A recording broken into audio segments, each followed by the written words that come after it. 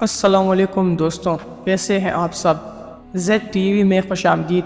امید کرتے ہیں کہ آپ سب خیر و خیریت سے ہوں گے۔ اللہ تعالیٰ نے روز اول سے لے کر حضور پاک صلی اللہ علیہ وآلہ وسلم تک نسل آدم کی ہدایت کے لیے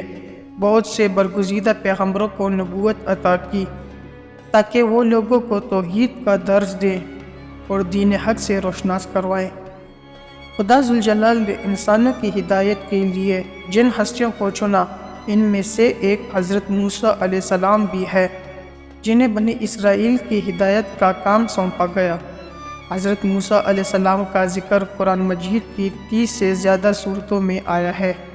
جن میں حضرت موسیٰ علیہ السلام کی زندگی اور ان کی زندگی میں پیش آنے والے حالات و واقعات کی طرف 100 سے زیادہ بار اشارہ کیا گیا ہے، اور آپ علیہ السلام کا نام قرآن پاک میں 128 بار آیا ہے۔ خدا ذوالجلال نے آپ علیہ السلام کی زندگی میں پیش آنے والے حالات اور واقعات کو تفصیل سے بیان فرمایا ہے۔ پیارے دوستو،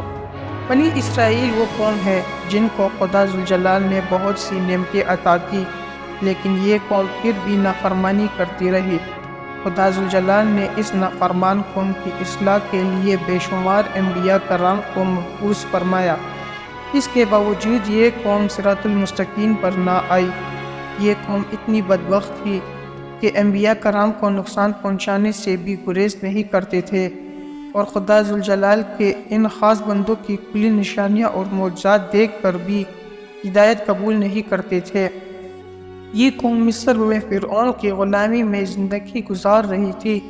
تو خدا ذوالجلال نے اس قوم کی مدد کے لیے حضرت موسیٰ علیہ السلام کو بھیجا تھا۔ آپ علیہ السلام نے اس قوم کو فرعون سے آزاد کروایا اور حق کی دعوت دی۔ آپ علیہ السلام نے اپنی مبارک زندگی میں بہت ساری مشکلات کا سامنا کیا۔ بنی اسرائیل کی نافرمانیوں اور زندگی کی تمام مشکلات کا سامنا کرتے کرتے آپ علیہ السلام کا اس دنیا سے رخصت کا وقت آ گیا۔ آپ علیہ السلام 120 برس کی عمر میں خدا ذوالجلال کی رحمت میں چلے گئے۔ حضرت ابو ہریرہ رضی اللہ عنہ کہتے ہیں کہ رسول کریم صلی اللہ علیہ وآلہ وسلم نے فرمایا، جب حضرت موسیٰ ابن عمران علیہ السلام کی وفات کا وقت قریب آیا تو ان کے پاس موت کا فرشتہ حضرت اسرائیل علیہ السلام آیا اور کہا کہ اپنے پروردگار کی طرف سے پیغام اجل قبول فرمائیے، یعنی آپ کی روح قبض ہونے کا وقت آج پہنچا ہے،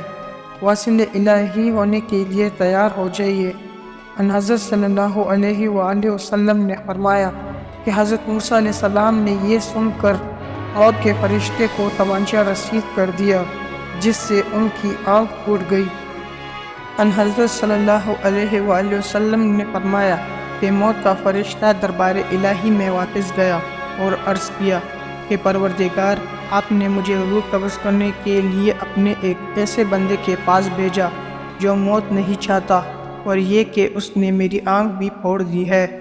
آپ صلی اللہ علیہ وآلہ وسلم نے فرمایا کہ اللہ تعالیٰ نے فرشتے موت کی یہ شکایت سن کر اس کی آنکھ درست کر دی اور یہ حکم دیا کہ میرے بندے موسیٰ کے پاس دوبارہ جاؤ اور ان کو میرا یہ پیغام پہنچاؤ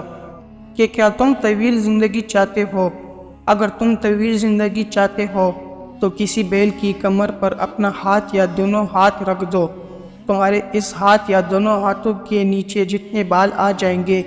ان میں سے ہر ایک بال کے عوض تمہاری زندگی میں ایک سال کا اضافہ ہو جائے گا۔ حضرت اسرائیل نے دوبارہ حاضر ہو کر حضرت موسیٰ علیہ السلام کو اللہ تعالیٰ کا یہ پیغام سنایا، تو انہوں نے کہا کہ اس طویل کی زندگی کا بھی آخری نتیجہ موت ہی ہے، تو پھر وہ آج ہی کیوں نہ آ جائے؟ میں اسی وقت موت کی آغوش میں جانے کے لیے تیار ہوں، لیکن میری یہ دعا ضرور ہے کہ رب کریم تدفین کے لیے مجھے ارض مقدس یعنی بیت المقدس کے قریب کر دے، اگرچہ ایک پھینکے ہوئے پتھر کے بندر ہو۔ اس کے بعد رسول اکرم صلی اللہ علیہ وآلہ وسلم نے صحابہ سے مخاطب ہو کر فرمایا کہ اگر میں بیت المقدس کے قریب ہوتا تو تمہیں حضرت موسیٰ علیہ السلام کی قبر کا نشان دکھا دیتا، جو ایک راستے کے کنارے پر سرخ ٹھیلے کے قریب ہے۔ امام نووی رحمۃ اللہ علیہ نے اس حدیث کی شرح میں اس کی مختلف وجوہات تحریر فرمائی ہے۔ ایک وجہ یہ بیان فرمائی ہے، در حقیقت اس میں تھپڑ کھانے والے فرشتے کا امتحان تھا، یعنی اللہ تعالیٰ کے مقدس انبیاء کرام کی روح قبض کرتے ہوئے پہلے اجازت لی جاتی ہے، یوں جا کر براہ راست روح کی حوالگی کا مطالبہ نہیں کرتے، اور اللہ تعالیٰ جس کا چاہے امتحان لیتے ہیں اور جو چاہے اپنی مخلوق میں پیدا فرما دیتے ہیں۔ ایک اور وجہ یہ بیان کی گئی ہے کہ ملک الموت جب انسانی شکل میں آیا اور اس نے روح قبض کرنے کی بات کی تو پہلے تو حضرت موسیٰ علیہ السلام نے اسے پہچانا ہی نہیں اور انسان سمجھتے ہوئے اپنے دفاع میں اسے تھپڑ مارا، اور یہ ضابطہ ہے کہ جب فرشتہ یا جن انسانی شکل میں ہو تو اس میں اتنی ہی جان ہوتی ہے جو کہ ایک طاقتور انسان میں ہو سکتی ہے، لہٰذا ملک الموت حضرت موسیٰ علیہ السلام کے تھپڑ کی تاب نہ لا سکے۔ جی تو پیارے دوستو، ہم امید کرتے ہیں کہ آپ کو ہماری آج کی یہ ویڈیو ضرور پسند آئی ہوگی۔ اگر آپ کو ہماری آج کی یہ ویڈیو پسند آئی ہے تو آپ سے گزارش ہے کہ ہمارے چینل کو لائک اور سبسکرائب کر دیں اور ساتھ ہی لگے بیل کے بٹن کو بھی دبا دیں